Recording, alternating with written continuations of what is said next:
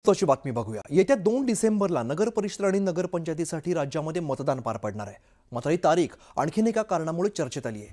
2 डिसेंबरपर्यंत आम्हाला महायुती टिकवायची असं सूचक विधान भाजप प्रदेशाध्यक्ष रवींद्र चव्हाणांनी केल्यामुळे राज्यात खळबळ उडाली आहे। रवींद्र चव्हाणांच्या विधानाचे विविध अर्थ आता काढले जाऊ लागले। दरम्यान खासदार श्रीकांत शिंदे यांनी या संदर्भात दिलेल्या प्रतिक्रियेमुळे सुद्धा चर्चांना आणखीनच उधाण आलेलं आहे।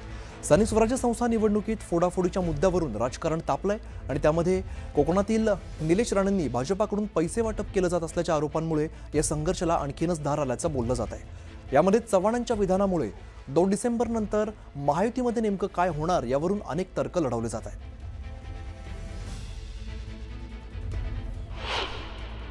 तुमचा भाऊ मालवणमध्ये लक्ष ठेवून हे सगळ्या रिपोर्टिंग करतोय असं निलेश राणे म्हणतायत। चव्हाण साहेब एक मिनिट थांबा जरा, एक मिनिट।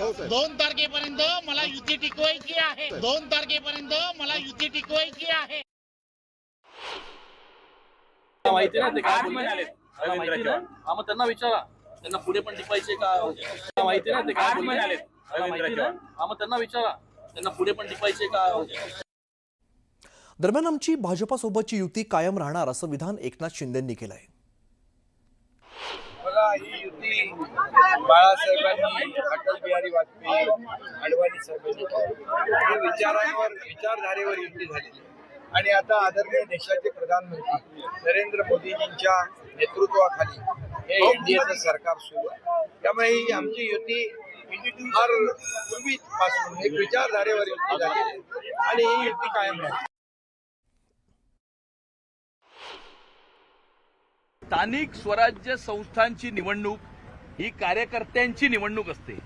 कार्यकर्त्यांची निवडणूक असल्यामुळे मोठ्या प्रमाणावरती सर्वच राजकीय पक्षातील कार्यकर्त्यांचे ॲस्पिरेशन्स हे निवडणूक लढवण्यावर असतात। त्यातून ग्राउंड लेवलला काही वाद होत असतात, काही मतभेद होत असतात। त्याच्यातून क्षणिक म्हणजे मोमेंटरी अशा प्रकारची काही विधानं काही लोक करत असतात आणि त्यामुळे मला असं वाटतं की स्थानिक स्वराज्य संस्थांच्या निवडणुकी संपल्यानंतर हा पूर्ण विषय जो आहे तो संपेल। महायुती ही एकसंध आहे। तर उद्धव ठाकरेंनी चव्हाणांनी केलेल्या वक्तव्यावरती 2 शब्दांमध्ये उत्तर दिलंय। 2 दिसंबर तक हमें युति कायम रखनी है, उसके बाद हम जवाब देंगे। क्या मतलब यूज एंड थ्रो?